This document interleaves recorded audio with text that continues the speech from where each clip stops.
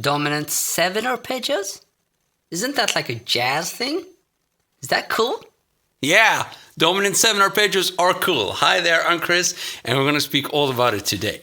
So, first of all, the reason you don't think dominant 7 arpeggios are cool is because they're a little bit harder to play than, say, a pentatonic scale or like a standard minor or major scale. But once you can play them, they're freaking awesome. And in a way, they sound better than scales because they are arpeggios. So they target the best notes you have. So let's get into it. What I just showed you there was a D dominant 7 arpeggio.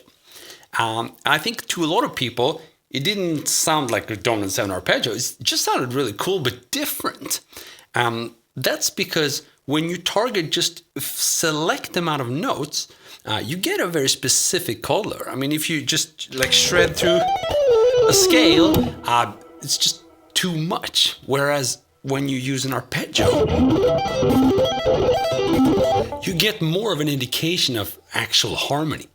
So that's the reason why they pop. You know, they sound a little bit different. They stick out. So you have very good reasons to dive into this one. But the only thing that should really be holding you back is the fact that an arpeggio does not use two notes per string usually. It definitely doesn't use 3 notes per string. It often just uses 1 and alternating between 1 and 2 notes per string. That makes it a little bit harder to play, but don't worry, I'm here for you, and I'm gonna show you how it's done, because it's all in here, in the magic right hand. Now, right off the bat, you should be able to tell that there's something happening with the fingers of my right hand here. That was hard to play slow. Fast, easy. So, and this is also the reason why you don't often get this information, because it's engraved deep into muscle memory. What we have is 1, 2, 1, 1, 2, 1. So there lies the difficulty. In any pentatonic scale, you're going to get 1, 2, 1, 2, 1, 2, 1, 2. It's super easy, right? And in a minor major scale, you're even going to get 1, 2, 3, you know. And you can get more if you get really adventurous. But here, it's hard to get around those 2 and 1. Sometimes you can play like strictly 2 notes per string, but that's going to force you to go all over the fretboard, and it's going to be even more difficult. So our best bet here is to actually deal with the 2 plus 1 thing. And the way I do that is to use hammer-ons and pull-offs, so legato, and hybrid picking. And there are a bunch of reasons for that, because with hybrid picking, you can, in fact, target the strings before you play them. And this is important when you're quickly gonna do maybe like a double string traverse, going like covering 3 strings quickly. If you try to kind of follow that with the pick, and you can do that with sweeping, there's a greater risk you're going to fail, because string traverse is one of the most difficult things we do. Now, naturally, if you stick to a very simple sweep pattern, you can usually get away.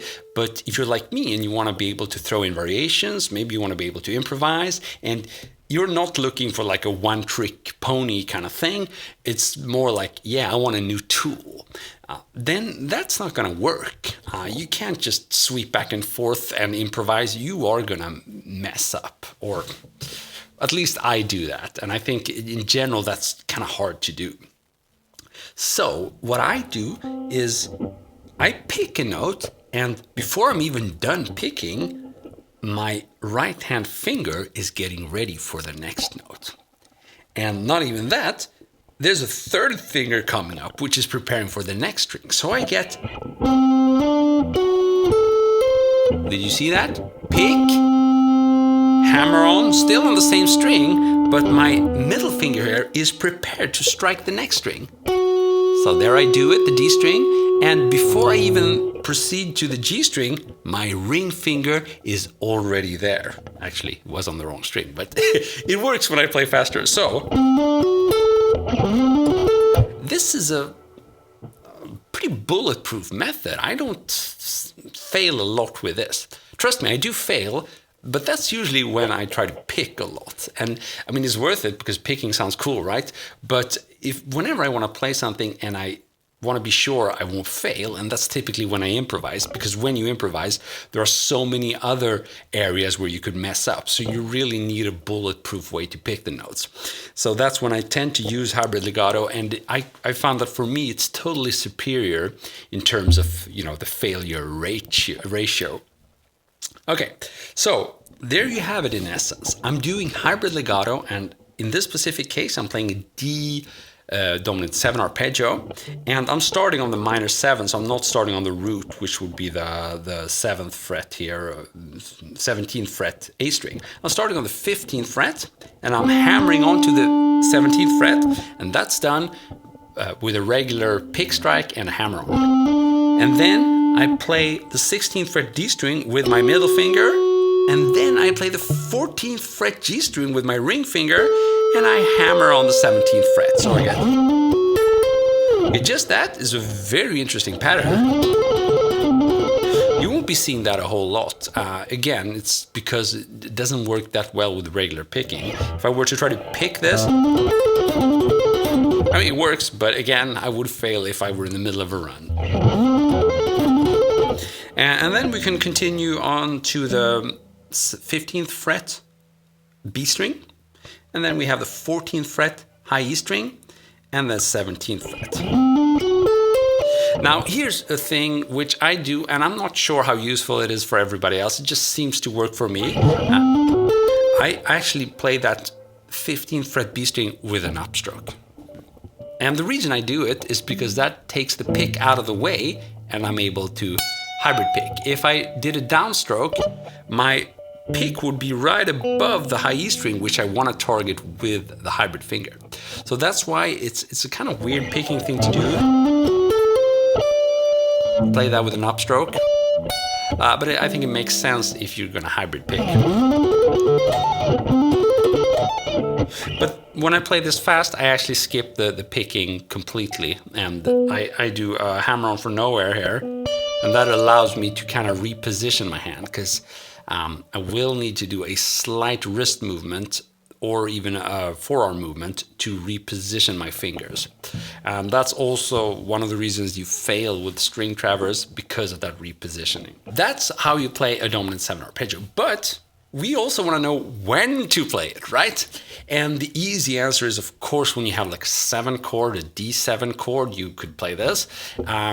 But I don't find that as useful as what I like to call, and I have a brain freeze, but here we go, the diatonic approach. In my head, I don't use that word, but that's the correct word. So that's why it's a bit slow. So what that means is I can actually use dominant 7 arpeggios even if I'm like a minor key. So let's take our trusty E minor. So if I have that, and I would be playing maybe like an E minor pentatonic, whatever, then I could actually go into D7, because the D7 chord is the 7 chord in a minor key. That's a different story, but trust me, that's how it is. So it means you could use the shape we've been working on in a minor key. So get riffing, you know.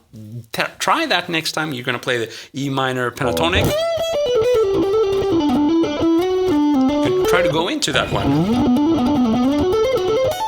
Back and forth. So if we have...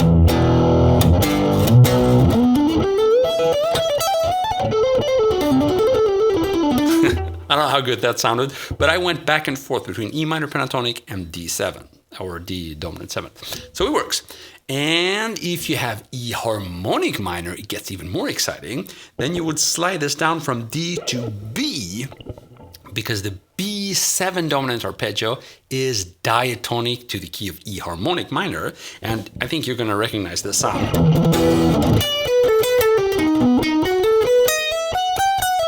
And all I did was move the exact same shape down to the 14th fret where we have B, and the technique is the exact same, you know?